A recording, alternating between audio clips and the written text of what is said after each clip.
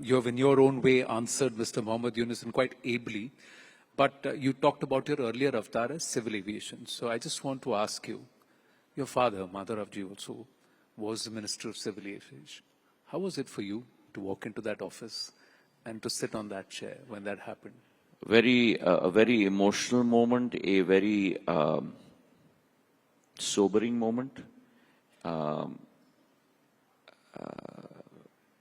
and a period through which I worked assiduously to be able to live up to his dreams, to be able to, I've not been able to do what he did, which was really open up the skies and give choice to the consumer. But in my own humble way, tried to proliferate both on the physical infrastructure, the airport side, as well as the airlines. We gave birth to 3 new airlines in those 3 to 4 years. A large carrier in the form of Akasa, smaller carriers across the length and breadth of India, including the Northeast. And I really believe that civil aviation will become the core of infrastructure growth in the years to come. Just to give you an example, today railways in first and second class, because that's the competition, because the aircraft by its very nature is air-conditioned, carries 185 million people across our country. Civil aviation last year carried close to about 155 million people. But civil aviation is growing at a CAGR of 10.3%, whereas railways first and second class is going at a CAGR of roughly 5.6%. So in another 4 years, civil aviation will end up carrying many more people across the length and breadth of our country than the railways in first and second class.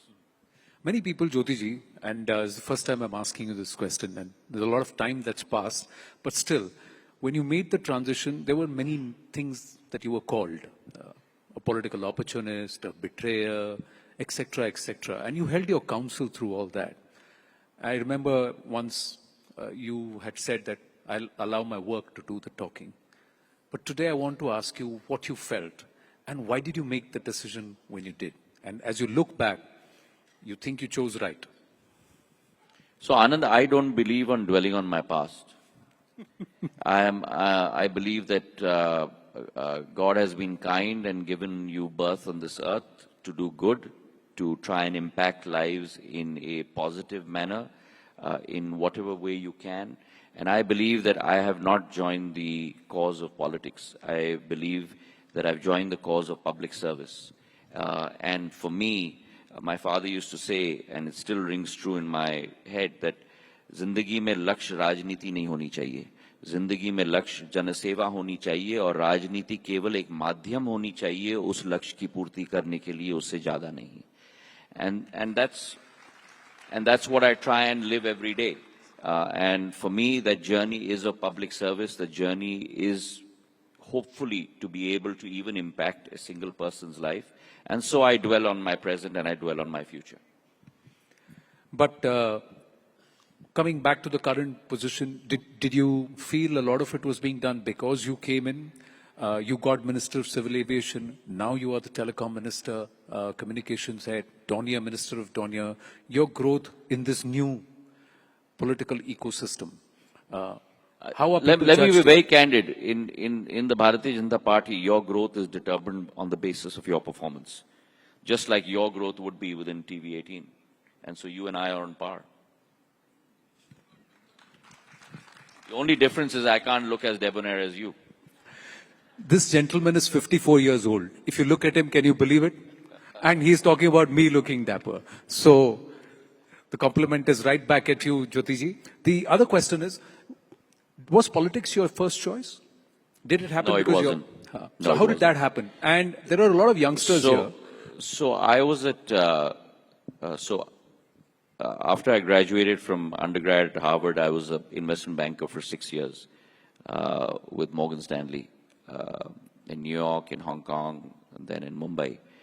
And then I decided to go back to business school. So I had the good fortune of attending Stanford Business School. And there was a course in there on entrepreneurship. and where you had to form a team and make a business plan. So a colleague of mine from the GSB and one from the engineering school, we all got together and we made a business plan. And this is many years ago. So I'm not going to say when, but many years ago, when call centers and all of that had not happened in India. So decades ago. And we thought of doing a NOC, which is a network operating center for a lot of the equipment manufacturing majors in the US, in the Valley, in India. And be it as it may, we won that competition. And we were looking at, we had raised first round of funding, we'd hired a US CEO, and my partner and I had come to India to look for office space. And we came back in August. And within a month of my return, the unfortunate accident happened. And my life changed completely. And I got into, again, I want to add, I got into public service, not politics. Youth here, should they choose public service, politics as a career? Would you advise? So first them? of all, you know, this is my personal calling, and my calling is not politics. Politics has positivity, but a lot of negativity attached to it. If you make your core, depends what you want. If you want power, if you want control, public service is not your calling. If you want to serve, Mahatma Gandhi once said that you find yourself when you lose yourself in the service of others. And if that is your calling, then yes, public service. And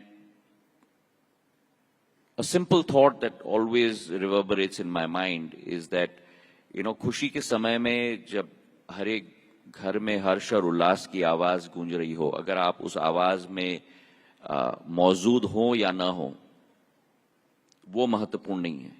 पर दुख के समय में दुख बांटने के लिए सदैव मौजूद होना ये अनिवार्य है. So for me, weddings are optional, but funerals are mandatory. And that's the spirit with which I live on a day-to-day basis. I look at myself every quarter, every 6 months. Have I done something different? Have I impacted people's lives? What are the new ways that I can do it? How is it that I can improve myself? Another piece of advice I want to give to people is never think you're perfect. Because God hasn't given you an opportunity on this earth because you're perfect. God has given you an opportunity on this earth to find out and make mistakes and learn from mistakes. So always try and improve yourself.